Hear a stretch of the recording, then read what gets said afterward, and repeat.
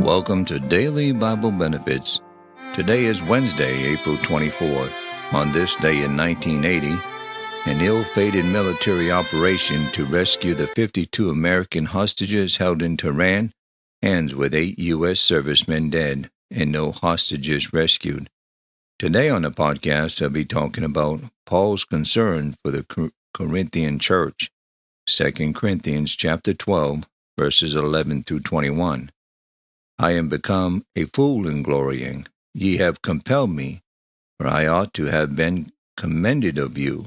For in nothing am I behind the very chiefest apostles, though I be nothing. Truly the signs of an apostle were wrought among you in all patience, and signs and wonders and mighty deeds. For it is wherein ye were inferior to other churches, except be that I myself was not burdensome to you. Forgive me this wrong. Behold, the third time I am ready to come to you, and I will not be burdensome to you. For I seek not yours, but you. For the children ought not to lay up for the parents, but the parents for the children.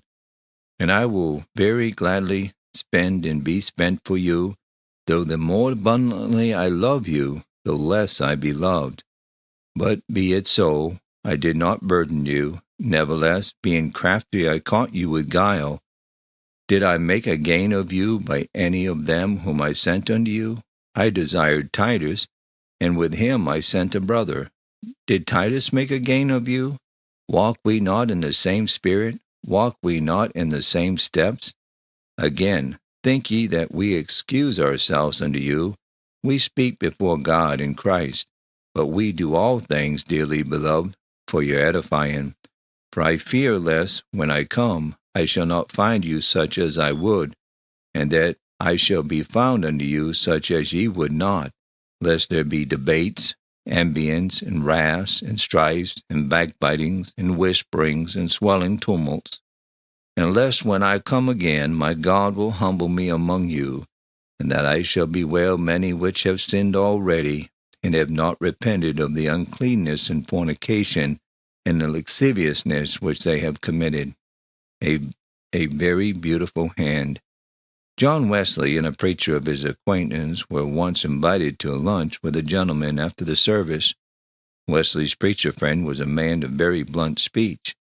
This well-meaning man, while talking with their host's beautiful daughter, who had been profoundly impressed by Wesley's preaching, noticed that she was wearing a number of rings during a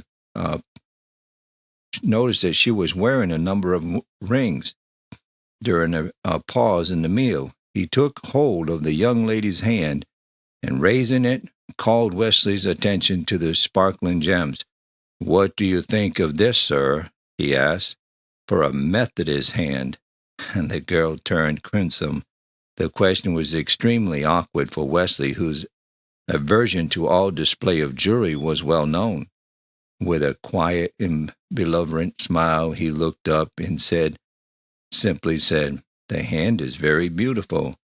He had not denied the implied rebuke, but had taken the sting out of it. The young lady appeared at evening worship without her jewels and became a firm and dedicated Christian. Thank you for tuning in to Daily Bible Benefits. Have a good and godly day.